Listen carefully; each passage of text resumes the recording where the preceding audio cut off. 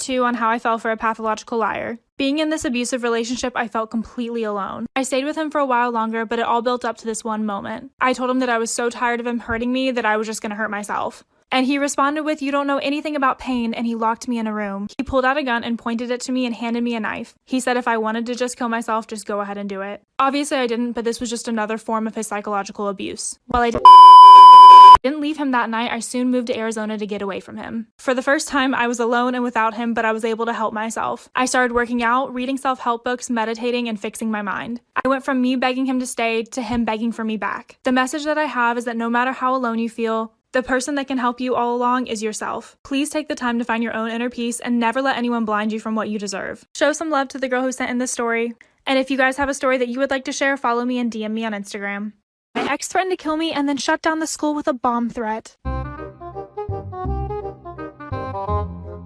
Are you not embarrassed? This is really embarrassing. And it ended up on the news. So me and this guy that we'll call Charlie dated on and off from my freshman to sophomore year. We ended up breaking up because he cheated on me. But during my junior year, he was dating one of my friends who was a senior. He wanted her to go around the school and find a spot for them to make out, but she didn't really feel comfortable with this. So I decided to grab her phone and hide it from her so she wouldn't be able to leave with him. He found out that I had her phone and he approached me. He told me to give it back and I was like, "No, it's not your phone." Well, he decides to grab my wrist and threaten me. Later that night, I got a screenshot sent to me saying that I was lucky that he didn't have a knife on him like he normally does. Well, the next day in school, we all walked to the counselor's office, me, his girlfriend, and some other friends who all had screenshots of this text. He literally followed us because we were with his girlfriend. The office gets us set up writing statements about him, but also told us that he would need to write one too. So once he was finished writing his, he leaned over to my friend and then threatened her by pulling out his knife. This is when he blows things quite literally out of proportion, so stay tuned and follow me on Instagram.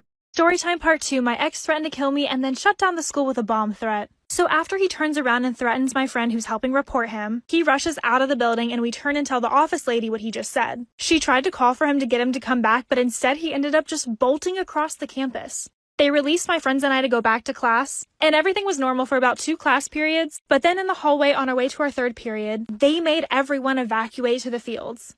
They didn't even tell us why we were being evacuated, and we had to wait out there until it was all cleared for us to go back in, and once we were back in our classrooms, we were told it was a bomb threat.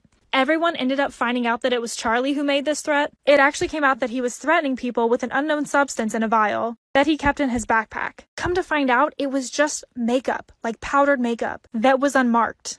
To this day, we don't know why he had makeup in his backpack and why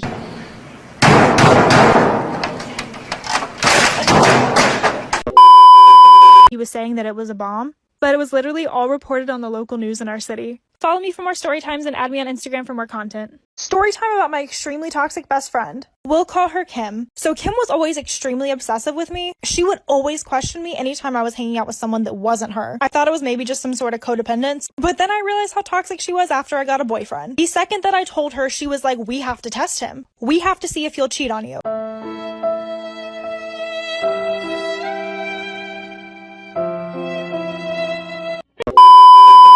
And I can be the bait. And I was like, absolutely not. Yet she went ahead and did it anyways. She messaged him saying how lonely she was and was flirting with him. Like, who does that? For some reason, I still told myself she was trying to be a concerned friend. But many months later, after I got a new boyfriend and then we broke up, she reached out and started flirting with him and being extremely touchy. We literally had a rule that we couldn't get with each other's exes, as girls should. But I confronted her one day and I was like, "What is going on with you and Brad?" And Kim admitted that she had feelings for my ex. I was like, "He literally has a girlfriend. Don't be a homewrecker. You'll just be a rebound." But she went ahead and got with him anyways. He broke her heart 24 hours later. And she came to me crying and I just sat there like this. But then her obsession with me got worse. Stay tuned. You saw nothing.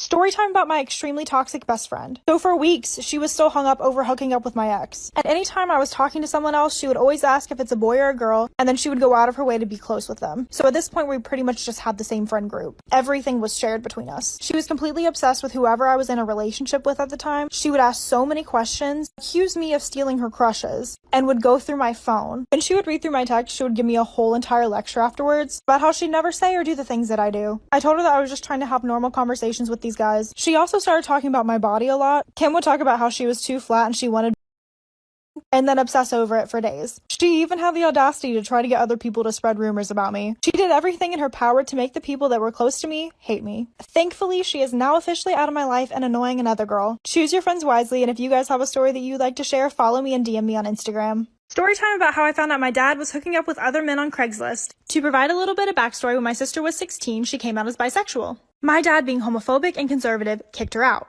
So this set a tone for when I was born. I was raised to be anything but gay. If something looked, smelled, or seemed straight, he forced it on me. Help me! Help me! ATVs, monster trucks, whatever. My mom, on the other hand, was a lot more kind-hearted. She let me use her makeup and nail products, and essentially anything that I was interested in, such as gaming and fashion. Because of arguments and my dad cheating, my parents decided to get a divorce. But they did have joint custody. When I would go to my dad's, it seemed like his homophobia was getting worse. He would blast adult entertainment on the TV and bring home girls from his little biker gang. One day I accidentally left the AC on and it flooded the apartment. This led to a massive argument between my dad and I. We started arguing about everything, including the girls that he was bringing home. I stated that I didn't like girls in that way, and that's when everything clicked for him about my sexuality. Then he kicked me out. I was homeless until my mom was able to come get me. Years later, I got a voice message from my sister saying dad's gay. Stay tuned for part 2 and follow me on Insta. Storytime about how I found out my dad was hooking up with other men on Craigslist. I absolutely did not believe my sister whenever she said that dad was gay. I was like, absolutely, there's no way. What's the proof? And I guess my dad had given his grandson, my nephew, his old laptop. On this laptop, he still had his ads up that basically said, come leave money on the seat for services. And it had a picture of his white truck. I was still in denial for the longest time because of how homophobic my dad was. But we decided to watch the Craigslist account for a bit. And during a time that we knew that he was dropping off our grandma in Florida, he posted on Craigslist using that exact rental car that he was using. Even though I was pretty much convinced at this point, it was later verified by a family friend who had seen him at a brothel that this was in fact true. He also was a locksmith for a living and used this job title in the email associated with the account. So for that upcoming Christmas, we compiled all the evidence together, put it all into a stocking, and set it out for family Christmas. Follow the guy who sent me this story, and if you have a story that you'd like to share, DM me and follow me on Instagram.